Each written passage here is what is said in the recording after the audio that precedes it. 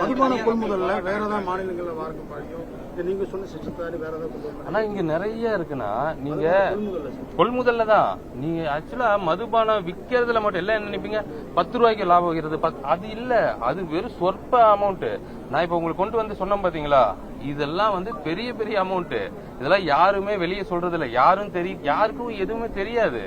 தலைவர் சொன்ன மாதிரி, தளபதி மாண்புமிகு முதலமைச்சர் சொன்ன மாதிரி இதுல ஒரு பெரிய ஒரு சிண்டிகேட் இருக்கு. நான் எடுக்கிறேன், நீ சொல்லாத, நீ எடுக்கும்போது நான் சொல்ல மாட்டேங்கிற ஒரு அண்டர்ஸ்டாண்டிங்ல தான் இவ்வளவு நாள் போயிட்டு இருந்துச்சு. அதை வந்து முதல்ல உடைச்சது யாருன்னா எங்க மாண்புமிகு முதலமைச்சர் தான், தமிழக வெற்றி கழகம் அரசு தான். டாஸ்மாக் வந்து தனியார் மயமாக்க போறதா ஒரு தகவல் வந்து சோசியல் மீடியால வந்துட்டு இருக்கு. அது உண்மையால் அது இல்ல, அப்படி எந்த ஒரு போராட்டம் நடத்திட்டு இருக்காங்க தினமும். அந்த மாதிரி கடைகள் எல்லாம் மூடப்படுமா? அந்த போராட்டத்துல நானும் ஒரு ஆள் தான். எனக்கும் அந்த மாதிரி எண்ணம் இருக்கு, மாண்புமிகு முதலமைச்சருக்கும் அந்த மாதிரி எண்ணம் இருக்கு. இந்த சிஸ்டம் எப்படி இருக்குன்னா, இன்னைக்கு நாங்க க்ளோஸ் பண்ண அந்த 717 கடையும் இது வரைக்கும் யாரும் பண்ணதில்லை. சொல்லியிருக்காங்க நாங்க வந்தோன்னா 500 கடை க்ளோஸ் பண்றோம், நாங்க வந்தோன்னா மறுபடியும் ஒரு 500 கடை க்ளோஸ் பண்றோம், இந்த படிப்படியெல்லாம் சொல்லியிருக்காங்கல்ல, அது எல்லாமே பொய். ஏன்னா இவங்க க்ளோஸ் பண்ணதுல என்னன்னா 50,000 ரூபாய் வியாபாரமாகிற கடையும் பார் செட்டப் இல்லாத கடையும் எங்கெங்கெல்லாம் இருக்குன்னு தேடி பிடிச்சி அந்த கடைகள்லாம் க்ளோஸ் பண்ணிட்டு இருந்தாங்க. உண்மையாலும் இன்னைக்கு நாங்க க்ளோஸ் பண்ணிருக்கக்கூடிய அந்த 717 கடையில ஒரு கடையோட ஒரு நாள் வியாபாரம் 25 லட்சம் ரூபாய் வரைக்கும் இருந்திருக்கு. குறைஞ்சபட்சம் 5 லட்சம் ரூபாய் வரைக்கும் இருந்திருக்கு. அப்ப என்ன ஆகும்னா ஒரு மாசத்துக்கு சராசரியா கிட்டத்தட்ட ஒரு 7,000 கோடி 8,000 கோடிக்கு மேல, இன்னும் அந்த கணக்கு எடுக்கல, அந்த கணக்கு போட்டுட்டு இருக்கோம், 7,000 8,000 கோடிக்கு மேல நஷ்டம் இருக்கு. சோ இத வேற துறைகள் மூலமா அரசுக்கான வருவாயை பெருக்கினதுக்கு அப்புறம் நிச்சயமா எல்லா கடைகள் மேலேயும் நடவடிக்கை. ஆட்சிக்கு வரமாட்டேன்னு சொன்னவர்கள் வந்து இப்ப அமைச்சரான பிறகு உங்களை வந்து இவங்களுக்கு வந்து அதை ஆய்வு செய்ய தெரியல, அந்த துறையை வந்து கையாள தெரியல அப்படிங்கிற ஒரு குற்றச்சாட்டை முன்னாள் இந்த துறையை வச்சிருந்த அமைச்சர்கள் வந்து குற்றச்சாட்டு பண்ணி நாங்க கண்டுபிடிச்சிட்டோம். இப்ப இதுக்கப்புறம் பாருங்களேன், இன்னைக்கு பயந்துட்டே இருப்பாங்க, இன்னும் என்னென்னலாம் எடுக்க போறோம்னு அவங்களுக்கு தெரியாது.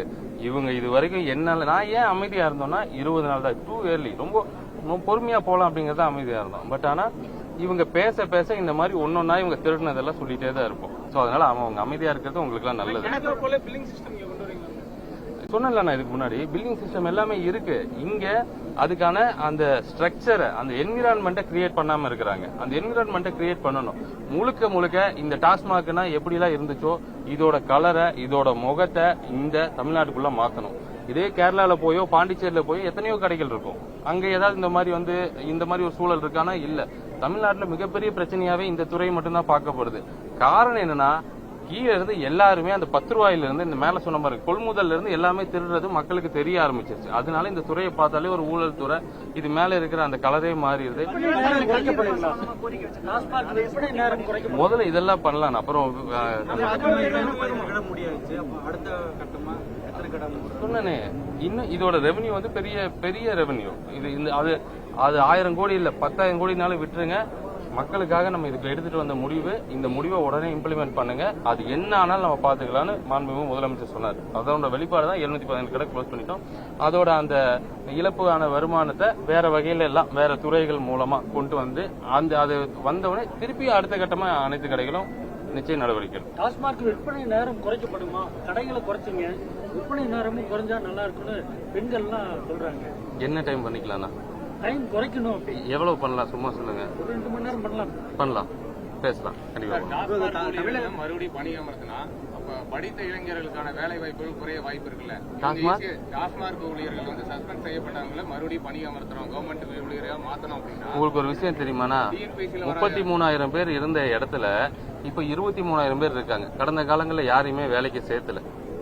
இதெல்லாம் வந்து ஒரு 5 வருஷமாவோ 10 வருஷமா அவங்க வேலைக்கு சேர்த்துல. முதல் 33,000 பேர் வந்தாங்க. அதுல பலர் வந்து வயது மூப்பின் காரணமாக இறந்துட்டாங்க, பலர் ரிட்டையர் ஆயிட்டாங்க. அந்த குறைஞ்ச எண்ணிக்கையில தான் 23,000 பேர் இன்னைக்கு இருக்கிறாங்க.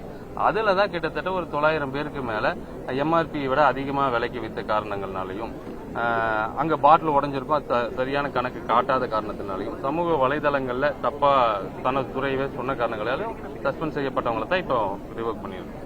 தமிழகத்துல வந்து சட்டம் ஒழுங்கு வந்து சரியில்லை, இப்பதான் ஆட்சிக்கு வந்திருக்காங்க. என் டிபார்ட்மெண்ட் இல்ல, இது ஒரு காரணமா இருக்கு, போதையும் ஒரு காரணமா இருக்கு, மது போதையில போயிட்டு தான் இந்த அஃபென்ஸ் எல்லாம் நடக்குது அப்படின்னு சொல்றாங்க. அதே போல கால அவகாசம் வந்து எப்படி கேக்குறாங்க? புது அரசுனாலும் இது வந்து பவர்லாம் அவங்க கிட்ட இருக்கு, ஆனா ஏன் கால அவகாசம் கேக்குறாங்கன்ற ஒரு விமர்சனத்தை. இவங்க கிட்ட பவர் இருந்துச்சுல, ஒரே நாள் அந்த 10 ரூபாய் இல்லாம பண்ணிருக்கலாம்ல, ஏன் பண்ணல?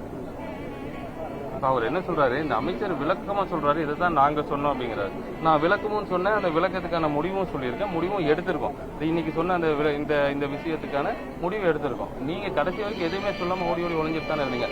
பிரதர், 20 நாள் நான் நிச்சயம் இந்த 5 வருஷம் முடிவுல இந்த துறை எப்படி இருக்க போகுதுன்னு பாப்பீங்க. இது சேலஞ்ச்.